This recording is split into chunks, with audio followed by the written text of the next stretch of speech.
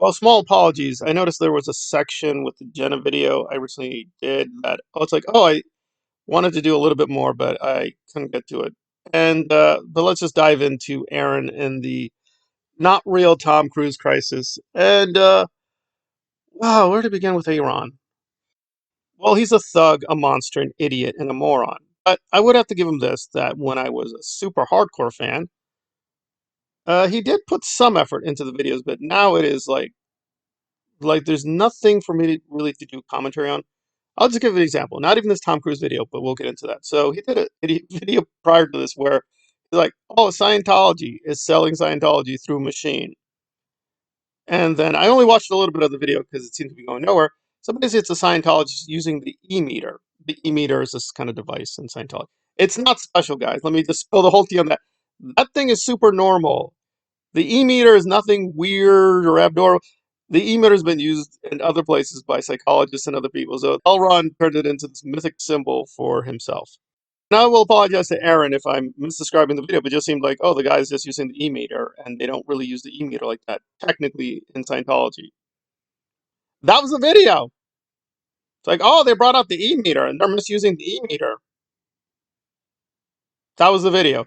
Anyway, so this is not much better. So even the clickbait is so distortive. So you think, oh, maybe Aaron has some bit of news, inside source. No, no, no. And granted, I can only endure the first 2 minutes. And by the way, if you think I'm being super unfair, when I describe it, you'll be like, huh? So basically, it's just Aaron talking to a fake version of Tom Cruise. Not even an actor, because he's that cheap. You just hire an actor to be Tom Cruise. No, he is just speaking to a fake AI Tom Cruise. That is it. Again, I'll apologize if the video changes later, but apparently that is the big punchline that Tom Cruise quotation marks is leaving Scientology, meaning this fake Tom Cruise is announcing, I am leaving Scientology, whereas he's not leaving Scientology. Also, the AI model is so basic. That is not what Tom Cruise looks like today. So they're using an older version. I don't know. It's very, very strange. So Tom Cruise's new Mission Impossible is around the corner. Dead Something Part 2. And unlike Aaron, I'm not afraid to actually do research. So I saw Part 1, and it was not very good. I also saw Maverick. That was also not very good. Were there great technical things about both of them? Yes. As always, you can say many things about Tom Cruise. Horrible, evil person for joining this evil fascist cult. But the man does put a lot of effort into the stunts. No doubt about it. Like, stunts for the Mission Impossible series have been beyond spectacular.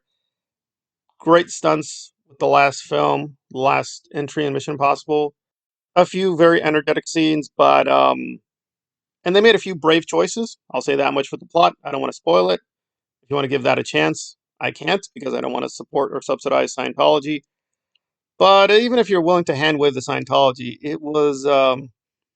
it's probably one of the worst chapters in the Mission Impossible series. There were still many good things about it, but yeah, the plot, the characters, story, it was all very basic and silly. And it's deep irony that that is Tom Cruise's opponent. In the film, basically his opponent is, yes, an AI robot, Skynet, Terminator, computer intelligence thing. It has human agents. It does use human beings. Why they work for the AI evil, that's also pretty stupid.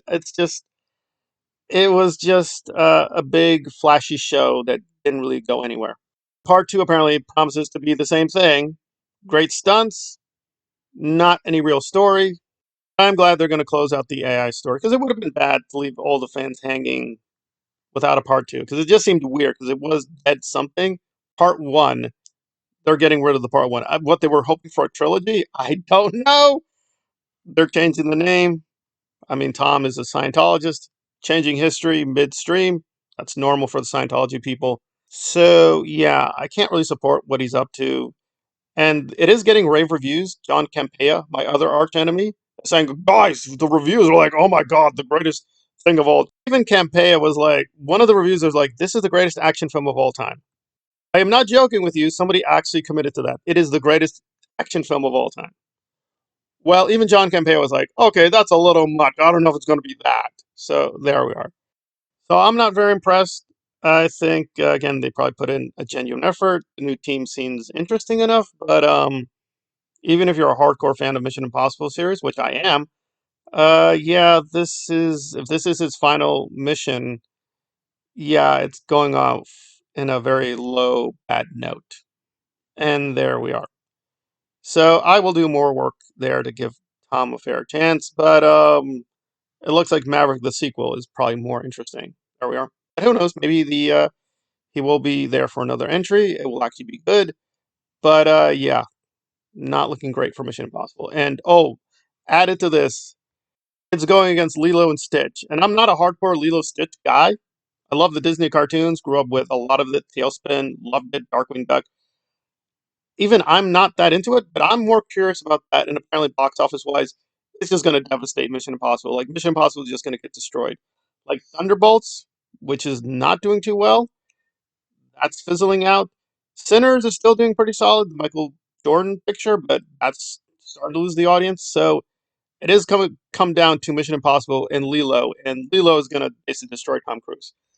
So yeah, but let's finish off with the AA Rons and the decline of his channel. I just wonder, like, why he even bothers? And again, unlike Aaron, I try to play fair, but like, what is the point? Like, it's called Growing Up in Scientology. Oh, he stole the name of that, by the way. And yes, I don't like one of his former comrades slash propagandist, Nora. She's slightly distorting things, but she is correct. He did kind of steal the name from her. But why? The channel at least was somewhat more focused on Scientology, anti-Scientology. But for the last couple of years, it's just been locked back and forth with his own scandals, his personal life, just his personal viewpoint and philosophy. And, you gotta give Hubbard this. He is a philosopher. He's not a good philosopher, an intelligent philosopher, but a philosopher. But when Aaron tries to play philosopher, it is the dumbest thing. And I'll do a full blown video on this because it was so mind numbingly crazy stupid. That was a clip of this interview, by the way, so it's ridiculous. So Aaron credibly has been accused of being a predator by several women, and he brought up into question, these women, they say I brainwash, I'm predating, I'm a predator, I abuse and manipulate, because he does. And he's like, but they're only concerned with the women. They never bring up my male victims. I think that's kind of sexist. I'm not joking with you. That is a reconstruction of his argument. First of all, I don't think Aaron understands what sexism is. Sexism is the ideology that you systemically devalue the sex in question. So the male sexist, for instance, devalues the female sex, and likewise, an extreme feminist might devalue the male sex. Several women who have credible accusations of you being a predator, because you are, and them focusing on the female victims, does not make them sexist. That is not a logical argument. That makes no sense as an argument. You'd have to argue each woman is individually and collectively actually a sexist. But maybe that's not the case. Maybe they just don't like you. Now, granted, some of these women are hardcore, crazy, stupid feminists, so they're going too far. Like Nora is, I don't know where she is. She pretends to be a hardcore feminist. She's not. So some of them do take it too far. Like Nora, out of nowhere in these videos that she does against Aaron, will just leap from Aaron bad. Oh God, the patriarchy! Oh God, Anakin! Oh God.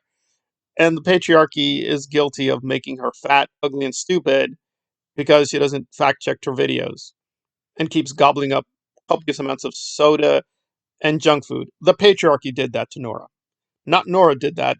The patriarchy. Okay, whatever. So yes, Aaron has some stupid female critics. That doesn't make them all sexists. I would even be careful with Nora. And even if that were true, Aaron, by the way, even if it were true they were sexist, you're still a predator. The fact that sexists are targeting you doesn't matter. You're still evil. So obviously, if he were more honest, he would just point IamPredator.com or whatever for his YouTube channel. But why not just call it the Aaron channel? Because that's what it's about. I mean, like the last couple of weeks, he went on a Hawaiian vacation. He still did videos. God, here's me on my Hawaiian vacations. How was he fighting Scientology? How was he doing any commentary on Scientology? Not clear. Even he did just entire videos where it was just about him and his friends hanging out with him, being a Uranus. But hey, live and learn, guys. The last time I checked, this thing got over 20,000 views, and he's just not doing anything. He's just like, Thomas, you are Cruz. Yes, I am, Aaron's. You are Cruz in Scientology. You're leaving Scientology. Yes, I am, Aaron. Meanwhile, back in the real world, Tom Cruise is not leaving Scientology. So, what was the point of the video? Well, he's got 20,000 views. Do you have 20,000 views? And there you go. More money in his pocket. And there we are. Now, don't get me wrong. Aaron is going to get a downvote for that video because he is a fascist thug, a monster, and a predator. But also, like, let's just be honest. Like, that is not a real video. That is not real work. That is not a real commentary. It's not even creative. It's like, oh, you're going to talk to fake AI something. That's been done already. What was the point? We got nothing out of this. It was just a. Also, again, to be fair to Aaron, is he occasionally funny? Yes, occasionally he is capable of a good joke, a good singer here and there, but he's not a comedian. It's not Dave Chappelle. He's not Louis C.K. He's not Robin Williams. Richard Pryor. He's not like a great comedic genius who happens to be talking about Scientology. That's not it. He's just occasionally funny here and there. And sometimes the joke is he's just really awful and evil, and he just keeps getting more outrageously stupid and evil. And there we go. So yeah, not much to do a commentary on except his own stupidity. And there we go. I guess some people find it charming. I'm just finding it more annoying than ever, but who knows? But there you go. That's the latest from Aaron. Fake interview with fake person about him being fake activist, and more fakeness.